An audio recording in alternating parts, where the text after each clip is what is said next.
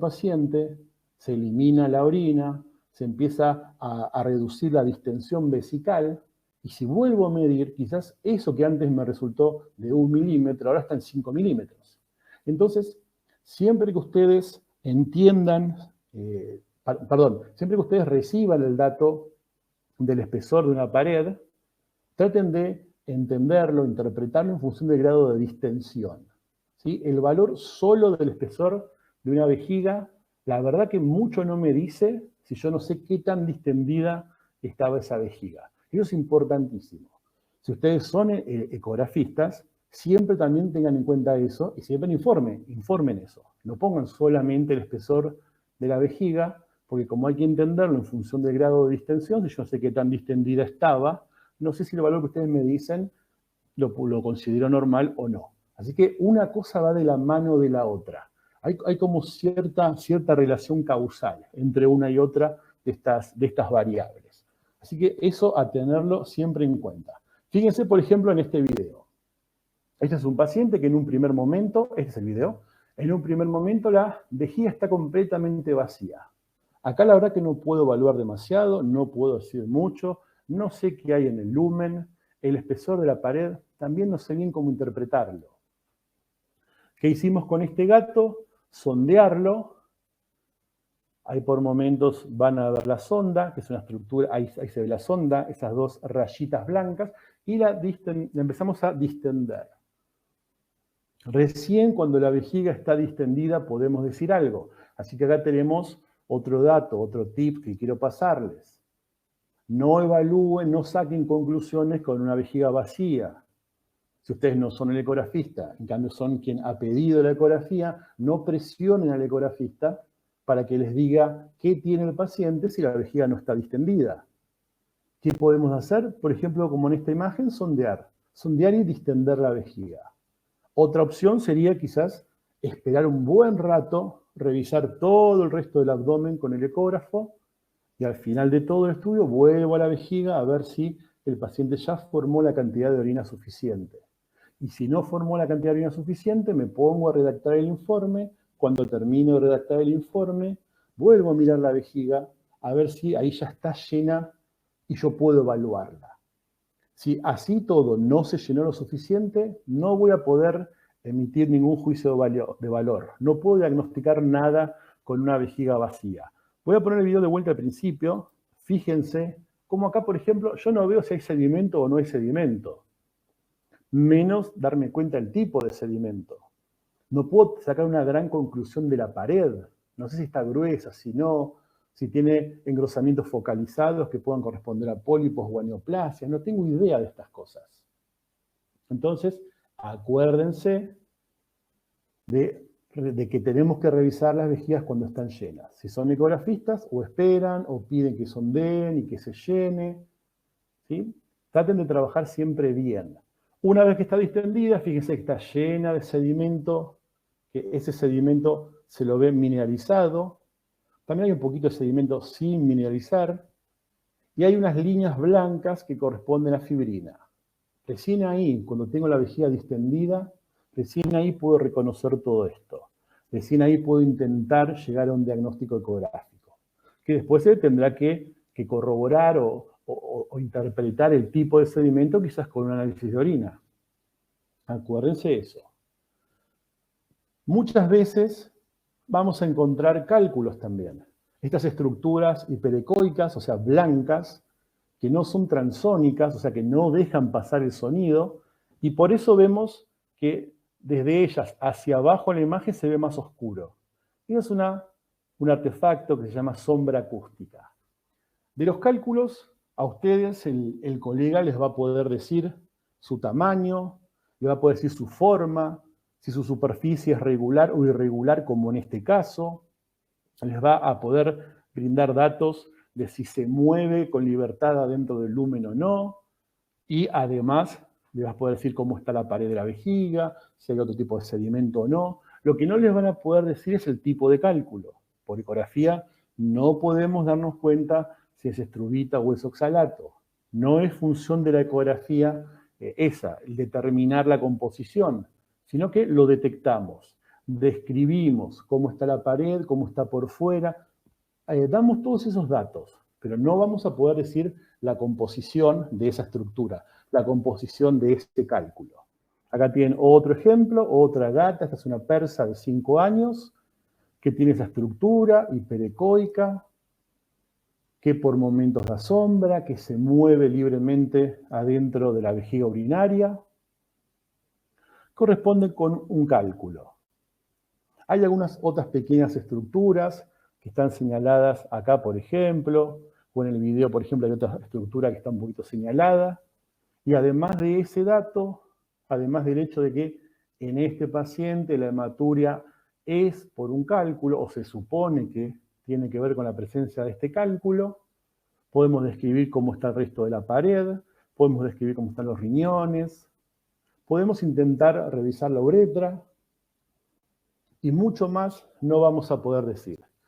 Esa es la función del ecografista, el encontrar que hay un cálculo, establecer que entonces este signo clínico por el cual nos solicitaron el estudio es muy probable que se deba a la presencia de ese cálculo, pero no vamos a intentar definir su composición. A veces también nos va a pasar que en pacientes con cuadros inflamatorios a repetición, vamos a poder ver estructuras como esta en la pared. Esto es un hematoma. Así como la inflamación hace que la sangre pase hacia el lumen de la vejiga, también puede hacer que se acumule en el espesor de la vejiga. Entonces vamos a ver estas estructuras. Y cuando vemos estas estructuras, podemos o debemos sospechar, intentar comparar con otro tipo de estructuras. Por ejemplo, pólipos, por ejemplo, neoplasias. Si tenemos Doppler, que es una función extra que algunos equipos tienen y quizás otros no, que nos permite ver los flujos sanguíneos dentro de las estructuras, podemos intentar darnos cuenta si esa estructura tiene o no tiene, si está o no está vascularizada, como en este momento. Si estuviese vascularizada, yo vería los vasos. Vería vasos sanguíneos acá adentro, cosa que no veo. Y ahí tengo dos opciones. O es una estructura no vascularizada, como en este caso porque es un hematoma, o es una estructura que tiene una vascularización tan tenue, tan baja, que está por debajo de la resolución que tiene el equipo y por lo tanto el equipo no puede detectarla.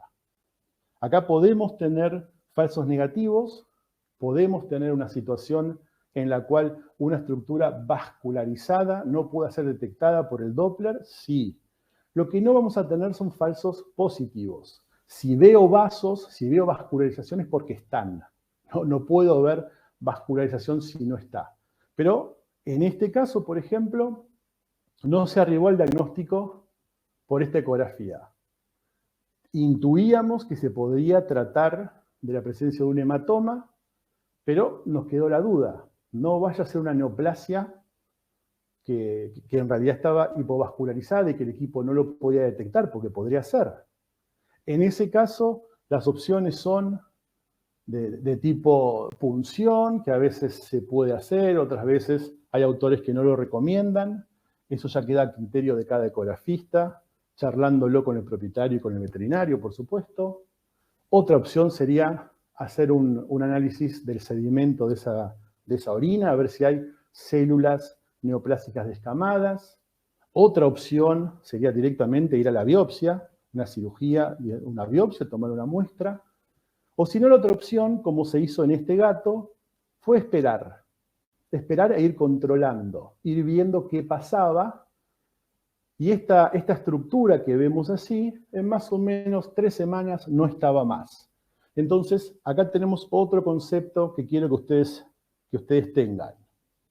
Muchas veces, en una ecografía, podemos arrimar mucho, acercar mucho el diagnóstico, otras veces quizás no tanto. Quizás me quedo a mitad de camino de la ruta diagnóstica, pero si la clínica del paciente lo permite, si no hay urgencia, si no tengo ningún apuro, tal vez hago controles posteriores y viendo si hay o no hay cambios, y el tipo de cambios, si es que los hay, es lo que quizás me permita aproximar más el diagnóstico. Por supuesto que si hubiese sido una neoplasia, esto en 2 o 3 semanas no hubiese desaparecido. Entonces, al haber remitido esto, al no encontrarse más, se llegó a la conclusión de que sí era un hematoma. Pero tranquilamente tendríamos que haber hecho el diferencial con las neoplasias. Pero las neoplasias no son para nada comunes, no son para nada frecuentes. No aparecen como había puesto este gato un chingo de veces. No, no pasa eso. Son bastante poco frecuentes. Cuando hablamos de neoplasias, de hematuria por neoplasias, tenemos que la que se encuentra con mayor frecuencia va a ser el carcinoma de células transicionales. Históricamente, o en realidad, porque se nos enseña siempre a partir de perro, se cree que es una estructura bien focalizada y que más que nada va a estar en la zona del trígono, pero ojo porque en el gato no es perro, entonces no tiene por qué ser así. Ojo cuando aprendemos algo a partir de una especie que no siempre podemos trasladarlo a la otra, a cualquier otra especie. Entonces es común que en los gatos encontremos carcinomas de células transicionales que no sean focalizados, sino que sean más que nada de tipo difuso. Entonces, si ustedes tienen un gato que la imagen parece una cistitis, la pared está gruesa, y veo que es mucho el trayecto, mucho la cantidad de pared que está gruesa, y el paciente no responde al tratamiento, no mejora, hago todo lo que tengo que hacer y no mejora, me ha pasado que después de todo eso se termina tomando una biopsia y se termina comprobando que no mejoraba porque no era inflamatorio, era neoplásico. Así que ojo con eso, cuidado con lo que leemos en libros o con lo que nos transmiten, siempre fijarnos si eso ha sido estudiado en perro o en gato. Si ha sido estudiado en perro, si se hizo algo para ver si también coincidía con gato. Entonces, cuidado con ese tipo de situaciones. Acá lo que tenemos sí es de tipo focalizado, sí está en la zona del cuello e incluso se está metiendo, está infiltrando la primera porción de la uretra. Pero ya les digo, tranquilamente en los gatos podemos ver una imagen que en una primera mirada nos haga sospechar quizás o pensar primero en la posibilidad de un cuadro inflamatorio y no neoplásico. Así que ojo con eso. Tampoco los carcinomas son las únicas neoplasias que pueden tener nuestros pacientes felinos. Pueden haber leiomiomas, pueden haber leiomiosarcomas, pueden haber linfomas difusos, como la imagen de acá de la derecha, o más focalizados. Entonces, también hay otras variantes. Cuando yo les decía hace un ratito que hay autores que quizás no recomiendan la punción, eso más que nada pensando en carcinomas de células transicionales, pero también es discutible, porque el artículo que figura es un artículo bastante antiguo, de la década del 80 o 90, creo.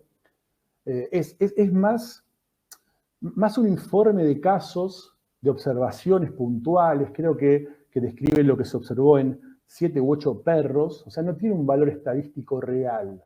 Los colegas, con el doctor Nyland a la cabeza, el doctor Nyland es una eminencia para los ecografistas, es nuestro gurú, después la doctora Pennick, son nuestros grandes gurús. Entonces, ellos lo que hacen es informar que encontraron que al haber punzado los carcinomas transicionales en un grupo reducido de perros, esas neoplasias habían sido sembradas en el trayecto de la aguja. Pero hasta donde tengo entendido, no se ha hecho una estadística real como para decir que lo más probable, lo más frecuente, es que sí se siembren. Así que por eso digo que es medio cuestionable. En todo caso, personalmente, igualmente prefiero no hacerlo, porque hay otras técnicas que sí son menos arriesgadas, como hacer un sondaje traumático y con una sonda empujar, molestar, raspar a ese nódulo, y siendo los carcinomas los transicionales tan descamativos, después recuperamos la orina, centrifugamos, digo, lo hace la persona que hace la citología, la gente del laboratorio, lo observan al microscopio y así terminan diagnosticando la presencia del carcinoma de células transicionales. Entonces, si bien es cuestionable el tema de punzar o no punzar, hay gente que dice, no, no lo hagas, otra gente que dice, no, no pasa nada, hacelo. Bueno, yo estoy como más en, no digo ni que no ni que sí, yo voy a otra técnica, yo voy al sondaje traumático, que sé que no va a traer problemas al paciente. Ahora, si estamos ante la presencia de un leiomioma o leiomiosarcoma que se origina en el tejido muscular, y no en el tejido epitelial como el carcinoma de células transicionales, por más que hagamos sondaje traumático o por más que tomemos muestra de orina, no lo vamos a poder diagnosticar. Lo mismo con los linfomas, que habitualmente van a surgir de los estratos más profundos de la pared de la vejiga y de vuelta no son tan descamativos como para diagnosticarlos por análisis de orina. Entonces, si sospecho de un carcinoma de células transicionales, tal vez sí sondeamos, hacemos raspaje, hacemos diferentes lavajes, recuperamos el líquido de lavaje, se manda al laboratorio, se centrifuga y se mira el microscopio. En cambio, si sospechamos quizás de otro tipo de neoplasia, de un leiomioma o de un linfoma, tal vez sí punzamos. Sí punzamos de entrada si es que la ventana acústica lo permite, por supuesto. Ahí sí punzamos y tomamos una muestra. Cuando se trata de linfomas, muchas veces la punción con aguja fina ya es diagnóstica porque vemos las células con los diferentes grados de alteración y no hace falta ver arquitectura. Entonces, simplemente viendo las células, el que sabe, no yo lo veo, para mí es todo igual, pero el que sabe y se ha especializado en ese tema, lo sabe reconocer. Así que bueno, tengan en cuenta también esta situación, que puede ser que haya una neoplasia de origen epitelial muy descamativa y que se puede incluso diagnosticar por análisis de orina. Mejor si hay biopsia, por supuesto, pero podemos empezar por un análisis de orina simplemente, o por un sondaje traumático coguiado. Pero van a haber otras neoplasias que no son tan descamativas, que no tienen tanta descarga de células hacia el lumen, que van a requerir quizás de una técnica un poquito más invasiva. También podemos tener hematuria por traumatismo. Un colega hace un ratito lo mencionó. Los gatos a veces tienen hábitos de andar por los techos, de irse a lo del vecino. Entonces, cuando el propietario ve que el paciente está con hematuria, quizás no sabe si fue golpeado o no fue golpeado. Si lo atropellaron o no lo atropellaron, si lo patearon, si no lo patearon, si se cayó de la altura y se golpeó el abdomen o no. Entonces, bueno, la ecografía también nos puede ayudar muchas veces a ver esto, a intentar encontrar esto. Y el traumatismo ojo porque puede ser a nivel de la vejiga y que haya sangrado a nivel de la vejiga, pero cuidado porque también el traumatismo puede ser a nivel de riñón y el sangrado puede ser a nivel de riñón. Entonces, también corresponde que el ecografista revise todo. Nosotros no hacemos habitualmente como hace el ecografista de humano, que le piden ecografía de vejiga, revisó la vejiga y listo, ya está. Nosotros revisamos todo. Me piden vejiga, reviso grandes vasos, reviso hígado, riñones, reviso todo. Miro todo el abdomen.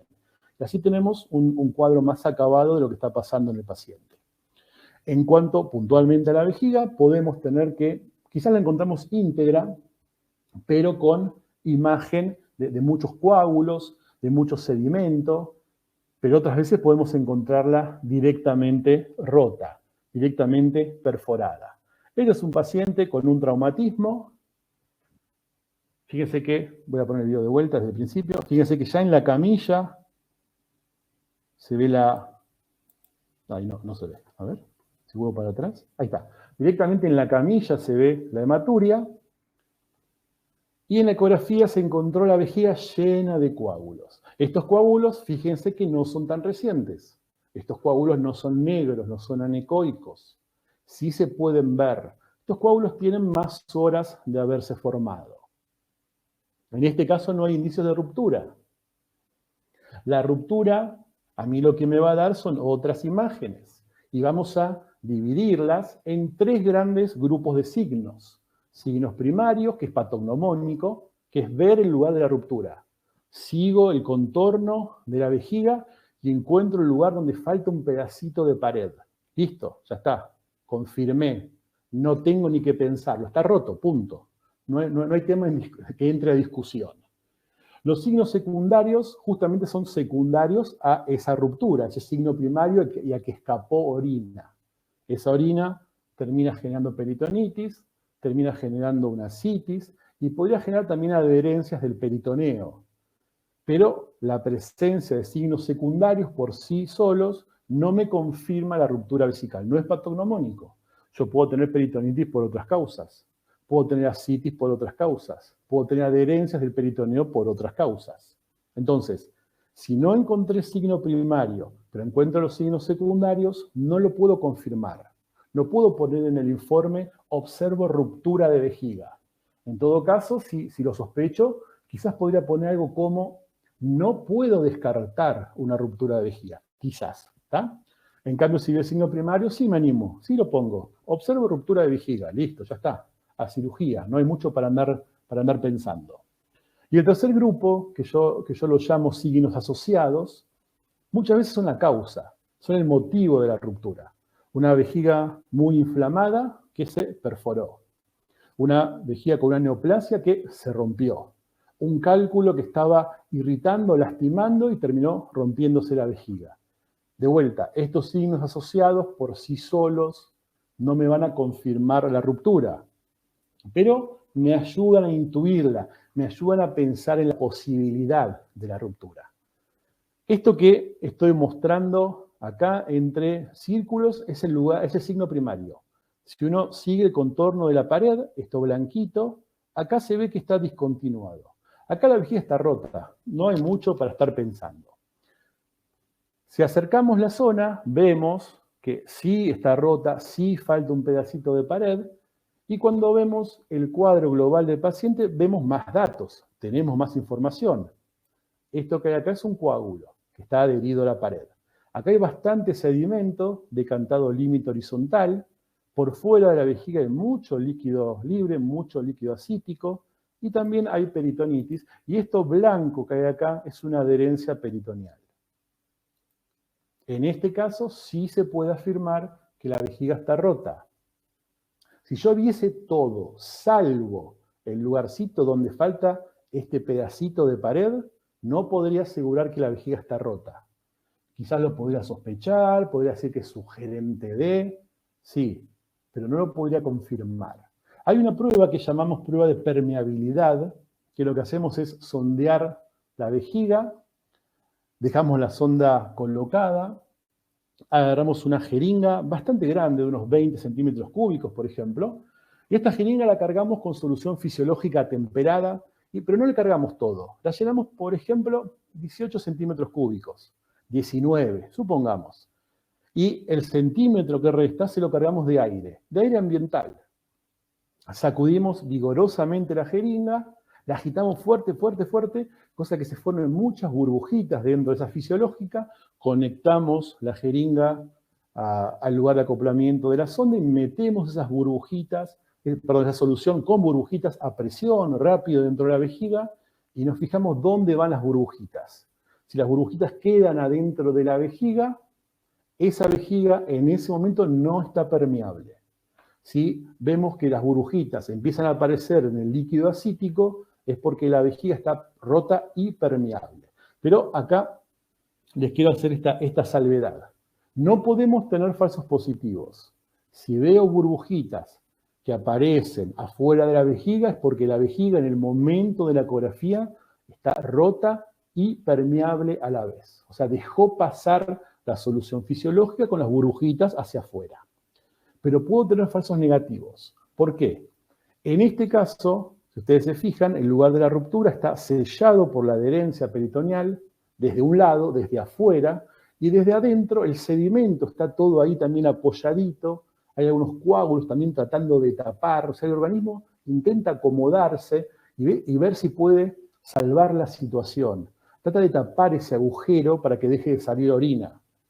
¿La vejiga está rota? Sí, está rota. Pero al momento de meter la fisiológica con burbujitas, está sellado el lugar ese. Entonces tengo una vejiga rota, pero no permeable al momento de la ecografía. Por eso tengo un resultado negativo de la técnica esta de las burbujas, a pesar de que está rota la vejiga. Así que ojo, ¿eh? La presencia de burbujas afuera confirma la ruptura y la permeabilidad al momento de la ecografía. La ausencia de burbujas afuera no me permite descartar que la vejiga esté rota y permeable. Esta puntualmente después en cirugía se terminó comprobando que sí estaba rota y sí estaba bastante, hasta en algunas partes, como necrótica la pared. Así que, si ustedes son ecografistas, traten de enfocarse mucho en ver si encuentran el signo primario. Porque es lo que a ustedes les va a decir, sí, ya está, listo. No hay duda, está roto, no queda otra. En cambio, si encuentran muchos signos secundarios, puede ser que tengan dudas. Entonces, siempre convendría eso. También podemos tener hematuria por un sangrado a nivel de los riñones. Una de las causas más frecuentes es una inflamación de los riñones, que puede ser aguda o crónica. Lo más común en los gatos, por lo menos en mi experiencia, son las nefritis crónicas o nefropatías crónicas. Pero también se pueden encontrar cuadros agudos. Pueden o no haber lesiones asociadas. Estas lesiones asociadas va a depender del tipo de curso que tenga. En el caso de las nefritis de tipo agudas, las lesiones asociadas o secundarias no son tan frecuentes. Podría ser un absceso, un área de necrosis, pero no son frecuentes. En cambio, en las nefritis crónicas o nefropatías crónicas, las lesiones secundarias o asociadas sí son frecuentes. Sí podemos encontrar habitualmente lesiones quísticas, áreas de fibrosis, áreas de calcificación, cálculos, áreas con infarto. Sí es más común que encontremos lesiones secundarias o asociadas en los cuadros más crónicos. Y de vuelta, insisto en lo que puse acá abajo, que no determinamos funcionalidad ni etiología. O sea, yo como ecografista te voy a poder decir, el riñón tiene una imagen o aparenta estar inflamado. Y esa inflamación parece aguda, como en este caso. Ahora, no te voy a poder decir si la situación es micótica, si es bacteriana, si es viral, si es traumática, si es isquémica. Con el Doppler tal vez sí, pero no siempre. Si es por una intoxicación, no te voy a poder decir eso. Mucho menos decirte el agente etiológico. Mucho menos decirte qué tipo de bacteria o qué tipo de virus. Eso no está en nuestro repertorio como ecografistas. Tampoco el tema de la funcionalidad. Yo no puedo informar acá, por ejemplo, insuficiencia renal, ni de casualidad. Yo puedo hablar de un cuadro inflamatorio que por la imagen ecográfica lo veo de tipo agudo. Agudo porque el riñón está grande, agudo porque tengo una buena diferenciación entre corteza y medio, porque la corteza está muy blanca, muy ecogénica. Eso a mí me habla de un cuadro agudo. A veces se le suma otro signo que lo llamamos signo de anillo medular, que es esta línea blanquita que se encuentra en la médula externa. También, de vuelta, no voy a poder decir la etiología. Ojo, cuidado donde lean, porque hay bibliografía quizás un poquito más antigua, desactualizada, que hacía de cuenta o que decía que todo perro con anillo medular tenía leptospirosis y todo gato con anillo medular tenía PIF. Y en realidad, con el tiempo se vio que esto no es así. Hay muchas otras patologías que pueden producir este anillo medular, o incluso en algunas situaciones podría ser algo fisiológico. Cuando es fisiológico, no lo van a ver así de blanco, así de intenso. Es mucho más tenue. Pero podría haber un signo de anillo medular en los riñones, a pesar de que no existe una patología activa en ese riñón, en ese momento. Como le decía, también podemos encontrar estas lesiones secundarias. Los infartos, por ejemplo. Los infartos es común que generen hematuria. ¿Y por qué me refiero puntualmente al infarto? Porque hay que tener cuidado cuando lo informamos al propietario. El propietario automáticamente asocia la palabra infarto con el infarto de miocardio. Entonces uno dice, si cuando estoy haciendo la ecografía llego a decir, acá hay un infarto, porque los ecografistas somos como de emocionarnos cuando vemos algo. Decimos, uy, mira qué buena imagen esta. Y tal vez es una imagen de un cuadro severo, grave, pero tenemos ese trastorno mental de decir, qué bueno esto, cuando en realidad es algo grave. Tratamos con el tiempo de no hacerlo, de aminorarlo, pero se nos puede escapar. Entonces puede ser que se nos escape, que digamos, sí, tiene un infarto, y que el propietario lo asocia automáticamente con un infarto de miocardio, y el que tenga el infarto de miocardio sea el propietario. Se nos caiga ahí redondo el propietario. Así que mucho cuidado. Yo lo que suelo hacer es informarlo como de atrás para adelante. Empiezo, mira, no tengas miedo, no es como en el corazón, no va a pasar, puede que no pase nada, puede que tranquilamente este infarto que veo, que no es grave como en el corazón, puede que este infarto no esté afectando demasiado la funcionalidad, habría que ver por análisis de sangre, bueno, y así como que lo vamos como calmando al propietario. Pero ojo con soltar palabras que a veces significan cosas. Infarto, cáncer, bueno, son palabras fuertes que al propietario les puede generar algún efecto psicológico que no sea del todo interesante presenciar. Con los infartos, acá les puse, va a ocurrir algo parecido, esperen que no vemos, acá lo veo. Va a pasar, algo similar a lo que ocurría con los coágulos. Al principio son bien oscuros, después se ponen más gris y después se ponen blancos. Cuando hayan ocurrido hace bastante tiempo, lo vamos a ver bien blanquitos. Vamos a ver un triangulito, porque acuérdense cómo está la irrigación a nivel de los riñones. Acuérdense que entra la arteria renal, se va a dividir en las interlobares, después tenemos las arterias arcuatas, y después de las arcuatas van a salir las arterias corticales. Y en los gatos se nos agregan las capsulares. Bueno, estos vasos corticales tienen una forma irradiada, una forma de triángulo, con el vértice hacia el centro. Entonces, cuando tengo el infarto en esa zona, y acá tengo, por ejemplo, la obstrucción o lo que sea que lo haya causado, se va a ver afectado todo el lugar que irrigaba, que es esa zona triangular con la base hacia la cápsula y con el vértice o ápice hacia la zona de la médula. También, como pasó el tiempo y como se retrajo este infarto, se genera una depresión en la superficie del riñón. Esto es bien fácil de ver por ecografía. De vuelta, no te voy a poder decir nunca por qué. No te voy a poder decir nunca si van a pasar más o este es el único. Ese tipo de cosas por ecografía no hay forma. Yo te puedo informar y describir qué es lo que veo hoy. No sé de dónde vino y tampoco puedo predecir el futuro. Ahora, en este momento, hay un infarto. Un infarto que lo veo en la cortical y que por ser hiperecoico está retraído a la superficie. Esto no es nuevo. Esto es de vieja data. Tampoco hablamos de cronicidad, porque los infartos son siempre agudos. ¿Sí? El infarto es siempre agudo, siempre pasa en un momento y muy rápido. En todo caso, cuando yo le hago el estudio es muy cercano al inicio o ya más pasado, ya pasó más tiempo. Por eso lo llamamos de vieja data. También podemos tener esa otra alteración asociada. Yo dije que también podríamos tener cálculos.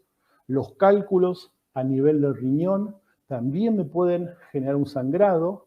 Entonces, no está de más, si revisé la vejiga y encontré solamente sedimento, pero no encontré otra cosa de importancia, o quizás encontré sedimento no mineralizado, células, pero también encontré sedimento mineralizado, no está de más ir a ver si el problema, si el origen no está en los riñones.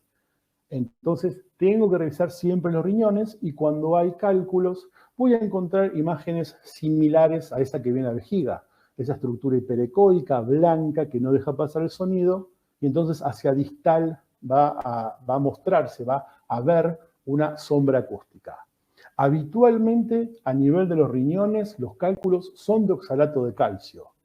No he leído ningún registro de estrubita a nivel de los riñones. Hasta donde yo sé, perdón si me llego a equivocar y después me contradice otro colega que esté más habituado a esto, hasta donde yo tengo entendido, en riñones oxalato de calcio. Y en vejiga sí puedo tener otros tipos de cálculos.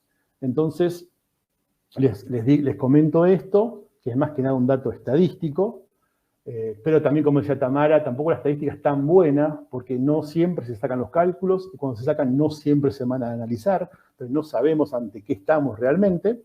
Pero bueno, por lo menos los que se han sacado y se han mandado a analizar, hasta donde tengo entendido, han resultado de oxalato de calcio, así que si encontramos cálculos en pelvis del riñón, ni intentamos reducirlos, eliminarlos con cambio de pH o cosas así, porque habitualmente no va a resultar.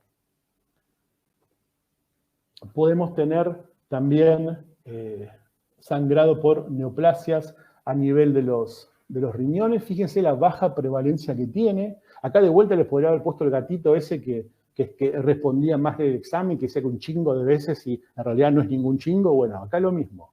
Acá es bien bajita la prevalencia. 1,2 a 1,5%, por lo menos por los autores que yo he revisado, que he leído.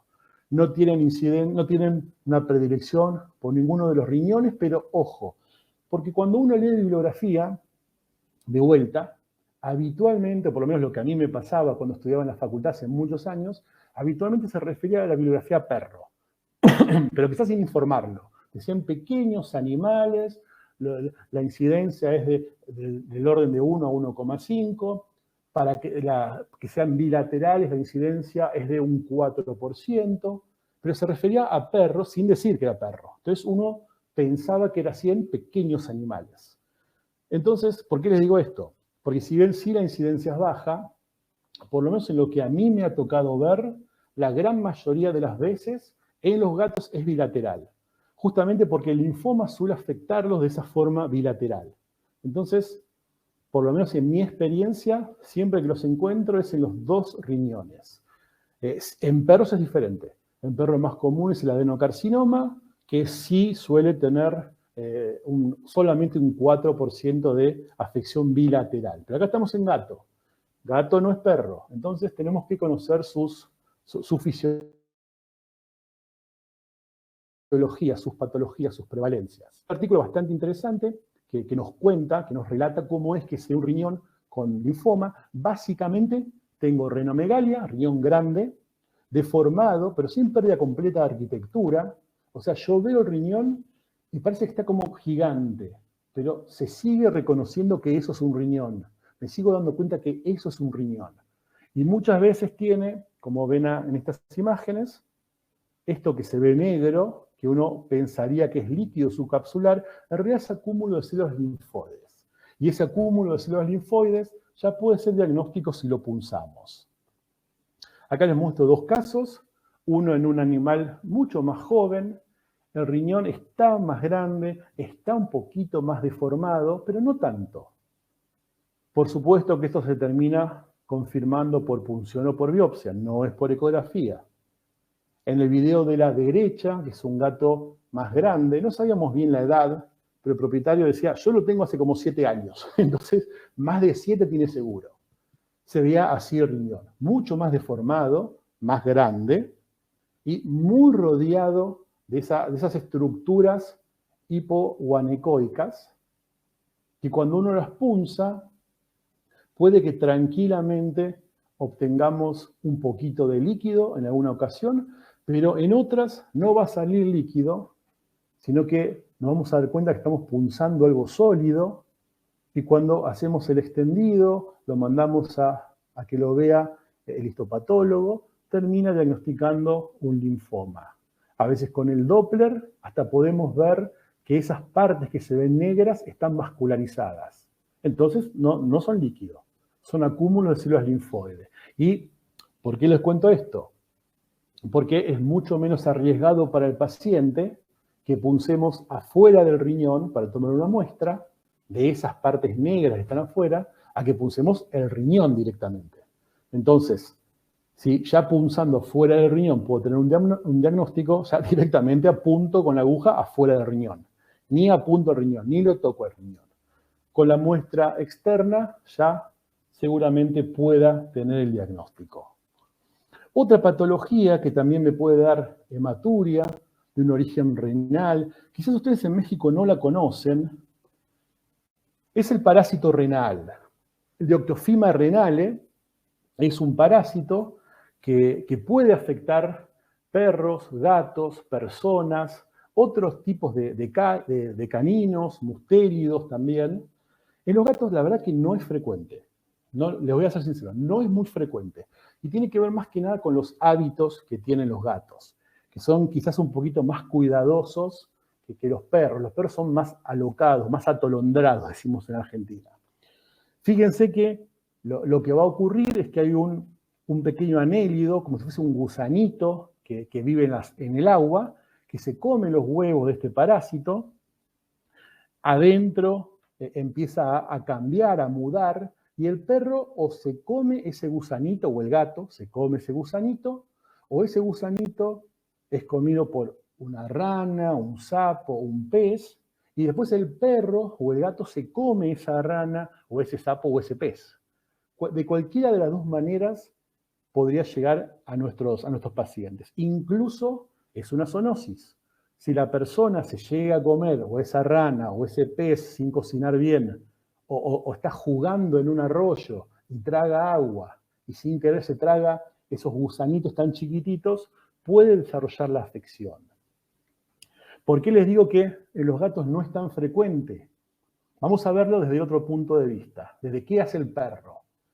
Acá yo vivo en la ciudad de Buenos Aires. Acá nosotros en la ciudad no tenemos este problema, no es endémico de acá, pero sí nos vamos 30 kilómetros para el norte, una zona que se llama Tigre, O si nos vamos para el sur, la zona de La Plata, Berizo, otras zonas, pero muy cercanas a la ciudad de Buenos Aires, sí hay. En esos arroyos o en lagunas sí hay este parásito, que requiere, por supuesto, de los huéspedes intermediarios. ¿Y qué ocurre? Que hay gente que quizás el fin de semana tiene una casa de campo para ir a relajarse y se lleva el perro, se lo llevó a la zona de Tigre, y el perro sale, juega, se tira al agua o toma agua. Bueno, y terminan entonces adquiriendo esta afección en otra zona y después, como viven en la ciudad de Buenos Aires, lo terminamos atendiendo y ecografiando nosotros quizás. Los gatos, la verdad que no es tan frecuente justamente porque o el propietario no se lleva el gato a la zona esa donde va el fin de semana, o si se lo lleva el gato no va a andar tirándose al lago, al arroyo, tomando agua. El gato ni de casualidad va a hacer eso. Entonces no es tan frecuente que el gato lo vaya a adquirir, pero sí está descrito en la bibliografía. Sí está descrito. Por eso se los quería mencionar. Como no es tan frecuente, la verdad, les soy sincero, no tengo casos propios de gato, pero les quería por lo menos mostrar uno, aunque sea de perro, para que tengan idea cómo se ve. Esto que vemos acá es lo que quedó del riñón derecho. Estos parásitos tienen como predilección el riñón derecho. También tienen otras ubicaciones aberrantes. Uno los puede encontrar estos gusanos o en la cavidad abdominal, los pueden encontrar en el subcutáneo, se han encontrado en escroto, se han encontrado en un montón de lugares. Bueno, pero el lugar de predilección es el riñón derecho. Entonces, en este paciente, el riñón izquierdo se lo ve bastante normal y el riñón derecho es esto. Lo que queda es cápsula renal y adentro los parásitos, todos ahí acumulados, abrazados, apretándose. Cuando hacemos un corte transversal vemos redondelitos blancos. Esos redondeles blancos son corte transversal del parásito. Cuando ponemos este aductor y vemos algo más alargado, pues estamos haciendo un corte longitudinal. ¿Sí? ¿Por qué se los quiero mostrar si ustedes quizás no tienen el huésped intermediario y por lo tanto no puede hacerse endémico en sus lugares? Porque con la globalización que tenemos, puede ser que ustedes, que están, no sé, en la Ciudad de México, les llegue a vivir, se mude un argentino allá y se lleve el perro, y cuando a ustedes les cae a la veterinaria el perro con la hematuria, con el dolor en la zona de mesogastrio, ustedes hagan la ecografía y se encuentren con esto. Entonces, probablemente el perro no lo pueda diseminar en la zona, no vaya a contagiar a otros perros o a personas, porque no está el huésped intermediario, pero en su paciente sí está. Y entonces van a tener que poder reconocerlo para actuar en consecuencia. Esto va a cirugía, se tiene que operar. Se saca ese riñón y listo. La ecografía, ¿cuándo cobra muchísima importancia? Cuando este parásito está en una ubicación extrarrenal. ¿Por qué? Cuando el parásito está extrarrenal y se encuentra el macho con la hembra y copulan y ponen huevos, esos huevos no tienen la posibilidad de salir al exterior. Se quedaron adentro de la cavidad abdominal o se quedaron los huevos en el subcutáneo. Entonces, la única forma que tengo de detectar el parásito es por ecografía. En cambio, cuando se encuentran en el riñón, y en ese riñón hay machos y hay hembras, y copulan y ponen huevos, los huevos pasan a la vejiga, se esparcen en el ambiente con la orina del perro, y si yo hago un análisis de orina, puedo ver los huevitos de este parásito. Entonces, cuando es de ubicación renal, lo puedo diagnosticar tranquilamente con análisis de orina. Por supuesto que hago la ecografía para verlos también, obvio. Ahora, cuando no están en ubicación renal, si yo hago un análisis de orina, no voy a encontrar huevos. La única forma que tengo de encontrarlos es por ecografía. Y la ecografía tiene una sensibilidad enorme. O sea, yo veo eso y no tengo duda que es un Deoctofima. No tengo duda. No hay manera que sea otra cosa. Así que por eso se los quería transmitir. Ya charlamos entonces un poquito de las hematurias de origen vesical, de origen renal. También tenemos las pseudohematurias. En realidad acá lo que va a ocurrir es que la gatita quizás deja marcas de sangre, o el propietario ve que en la zona perineal tiene alguna manchita y la gata se lame mucho, quizás haya un poquito de coloración en la orina, pero en realidad no hay un sangrado en el aparato urinario, ni en vejiga, ni en uretra, ni en uréteres, ni en riñones. Acá el sangrado, el problema está en otro órgano. Como les decía, si fuese perro, además de útero, también agrego seguro próstata. porque los problemas de próstata en el perro causan pseudohematuria. En cambio, en el gato, la verdad que no. En el gato, en el macho, no tenemos prácticamente problemas de las glándulas accesorias, ni próstata, ni bulbo uretrales. Esto más que nada los vamos a ver en las hembras. Los cuadros inflamatorios, los cuadros de colecta, nos pueden llegar a causar estos cuadros, estas imágenes que el propietario puede confundir con que está haciendo pis con sangre. Acá tienen un ejemplo, útero grueso, ligeramente heterogéneo, porque presenta zonas de diferente ecogenicidad. No hay una colecta luminal de importancia, pero sí había cierta coloración en la orina y dejaba, como yo le decía, como manchitas, se lamía mucho. Cuando le apoyaban papel secante en la zona perineal, dejaba como pequeñas manchitas que parecían sanguinolentas. En vejiga no se encontró nada, en riñones no se encontró nada, en ningún órgano se encontró nada, excepto en el útero. Ahí es donde estaba este cuadro inflamatorio. Así que solucionó completamente, desapareció este problema, esta imagen clínica, después que la gatita fue castrada.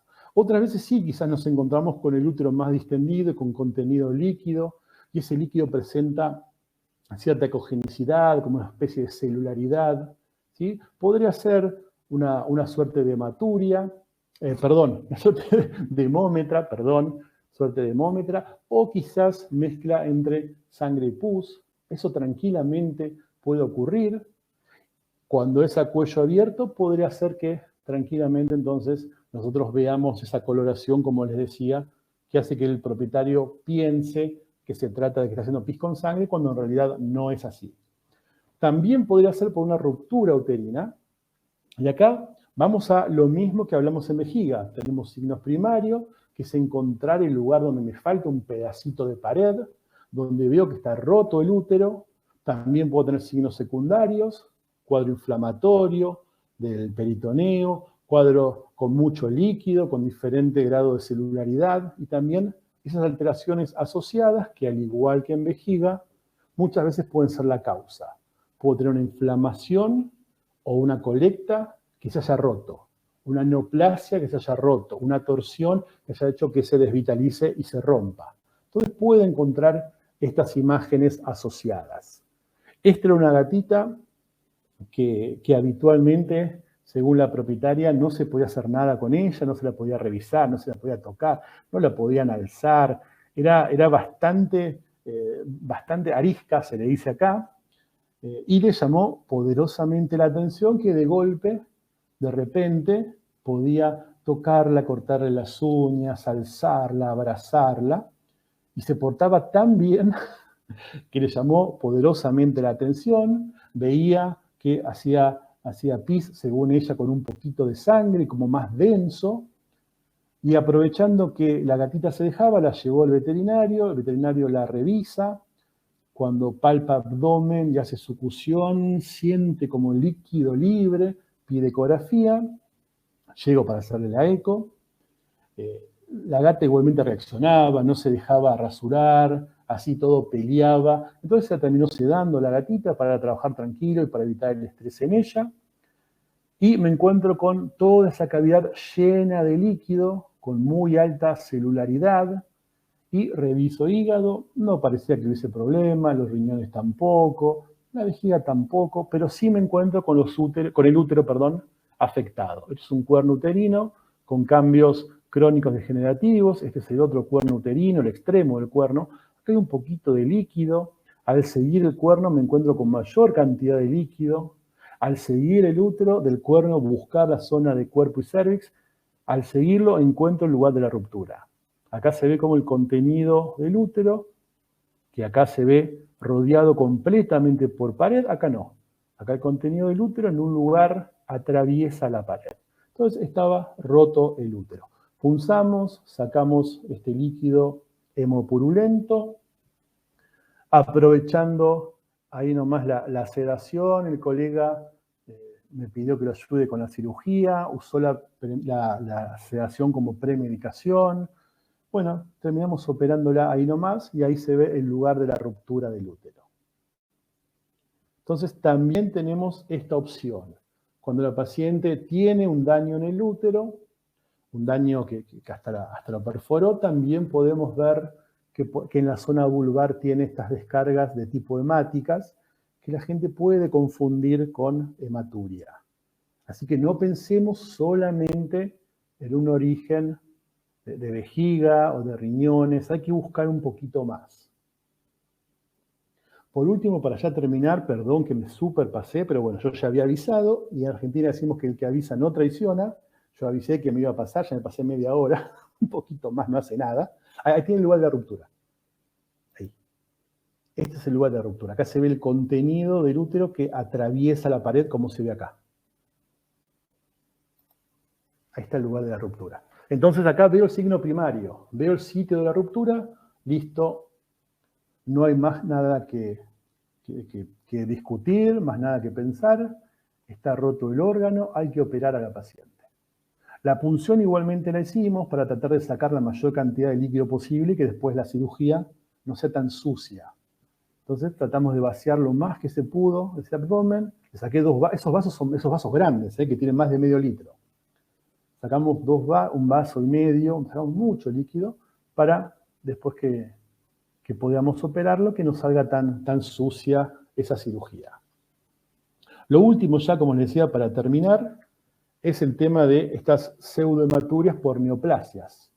Si las neoplasias a nivel de los riñones y de la vejiga son poco frecuentes, a nivel del útero son más infrecuentes todavía.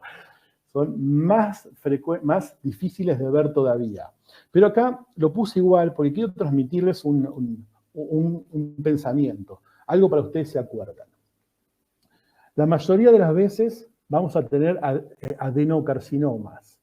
Entonces, ojo cuidado, porque los adenocarcinomas no siempre van a depender de hormonas. Entonces, tranquilamente puedo tener una neoplasia en el muñón que quedó después de la ovariohisterectomía, en el cérvix, y que esa neoplasia que está ahí en mi gata castrada esté generando esta salida hacia el exterior por la vulva de ese líquido de tipo hemático. Así que cuidado, no descarten la posibilidad, es remota, yo sé, pero no descarten la posibilidad de un sangrado a partir de una neoplasia uterina por más que la gata esté castrada. Es poco común, sí, pero a lo largo de la vida profesional uno va a terminar atendiendo 2.000, 3.000, 5.000, 10.000 gatos y alguno de esos les va a tocar, o 2 o 3, porque hay muchos casos descritos. Entonces está bueno que lo sepan, está bueno que lo tengan dentro de las opciones, que lo consideren como algo posible. Les muestro un caso, acá lo que tenemos, este era un paciente que estaba ovarictomizada, no ovariohisterectomizada. Entonces, en uno de los cuernos se encontró esa masa, que es la que vemos en la imagen quirúrgica. Esta es la masa que se encontró, que se vio por ecografía, que estaba en el cuerno.